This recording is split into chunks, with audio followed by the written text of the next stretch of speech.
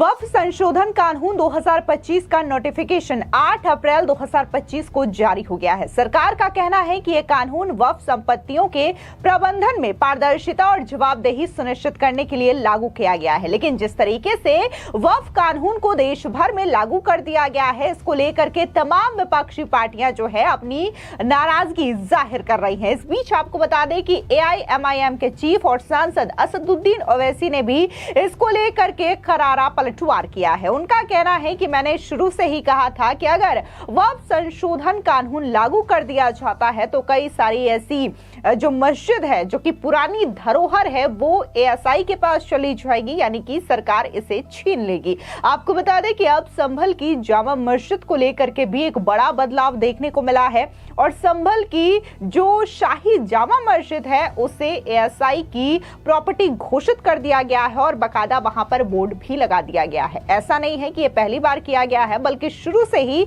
ये जो संभल की शाही जामा मस्जिद है उसे ASI की ही प्रॉपर्टी करार दिया गया है। ऐसे में असदुद्दीन ओवैसी का ये बयान फिर से सामने आना और वक्फ कानून को लेकर के सवाल खड़े करना, एक बार फिर से ये चीजें असदुद्दीन ओवैसी की ओर से किया गया है, तो वहीं असदुद्दीन ओवैसी के इस सवाल का करारा पलटवार जो है हिंदू पक्ष के वकील विष्णु शंकर जैन की ओर से किया गया है। आपको बता दें कि राष्ट्रपति द्रौपदी मुर्मू की मंजूरी मिलने के बाद अब ये कानून पूरे देश में प्रभावी हो चुका है। इस कानून को लेकर के मुस्लिम संगठन और कई सांसदों द्वारा आपत्ति जताई गई। मुस्लिम संगठनों द्वारा कहा गया कि इस कानून के अमल में आने के बाद ऐतिहासिक संपत्तियों का मालिकाना हक प्रभावित होगा और इसका मुसलमानों पर असर पड़ेगा। इस बीच आपको बता दें कि AIMIM के सांसद असदुद्दीन ओवैसी ने ABP न्यूज के साथ बातचीत में इस कानून के लागू होने के बाद संभल स्थित जामा मस्जिद को लेकर के टिप्पणी की थी।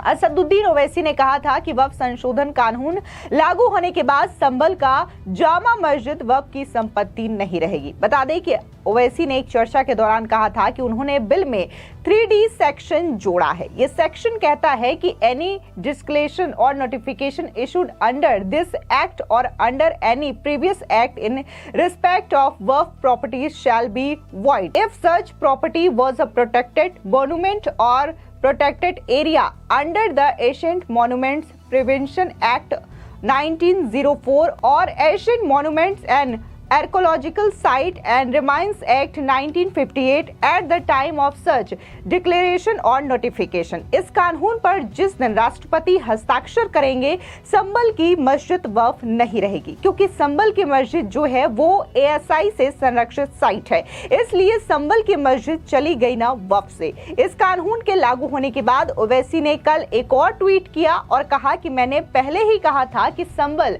जामा मस्जिद नए वक्फ कानून में वक्फ की संपत्ति नहीं रहेगी और आज संभल की जामा मस्जिद को ASI संरक्षित स्मारक का बोर्ड लगा करके उसका नाम जुमा मस्जिद कर दिया गया है। आपको बता दें कि देखने को मिला था कि 9 अप्रैल को ही बाकायदा जो संभल की जामा मस्जिद है उसको जुमा मस्जिद करार कर दिया गया है और वहां पर एक बोर्ड लगाया गया है जहां पर बाकायदा लिखा गया है ASI की धरोहर। और इस चीज को लेकर के जो ASI के वकील है विष्णु कुमार शर्मा, उनका बयान भी सामने आया। क्या कुछ उन्होंने इस पूरे परिवर्तन को लेकर के कहा, आप भी सुनिए। देखिए, शाही जामा मस्जिद कोई ऐतिहासिक नाम नहीं है, ना कोई कहीं कोई ऐसा कोई नाम दर्ज है।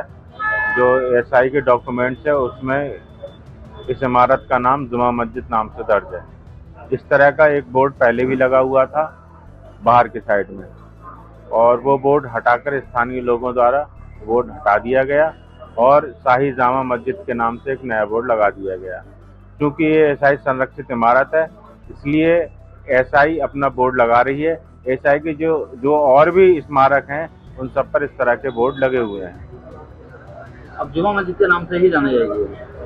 हाँ, क्योंकि ASI के रिकॉर्ड्स में जुमा मस्जिद नाम से दर्ज है तो इसी नाम से जाना जाएगा। आपको बता दें कि ओवैसी के इस दावे पर वरिष्ठ वकील विष्णु शंकर जैन ने सवाल खड़े किए हैं। बता दें कि आज तक से बात करते हुए उन्होंने कहा कि मैं उनसे पूछना चाहता हूं कि अगर आप ये बयान दे रहे हैं कि संभल की मस्जिद से महरूम होना पड़ेगा तो सबसे पहले बैरिस्टर साहब को दिखाना पड़ेगा कि संभल की मस्जिद फिलहाल वक्फ नंबर है। संभल की मस्जिद इस दिन वक्फ दर्ज हुई है, ये वक्फ डीड है उसकी या फिर ये वक्फ बाय यूजर है। उन्होंने तो एक स्वीपिंग स्टेटमेंट दे दिया कि हमें वक्फ से महरूम होना पड़ेगा। विष्णु शंकर जैन ने आगे ये भी कहा कि ये भ्रम फैलाया जा रहा है कि आप सेक्शन 3D पढ़ लीजिए, उसमें लिखा है कि जो एएसआई संरक्षित इमारत है अगर आपने उसको वक्फ किया है तो वो नोटिफिकेशन शून्य हो जाएगा और अब एएसआई एक्ट 1958 से संचालित होगा। उन्होंने कहा कि एएसआई एक्ट 1958 से ये बहुत बड़ी जिम्मेदारी से कहना चाहता हूं कि बहुत सारे ऐसे मंदिर हैं जो कि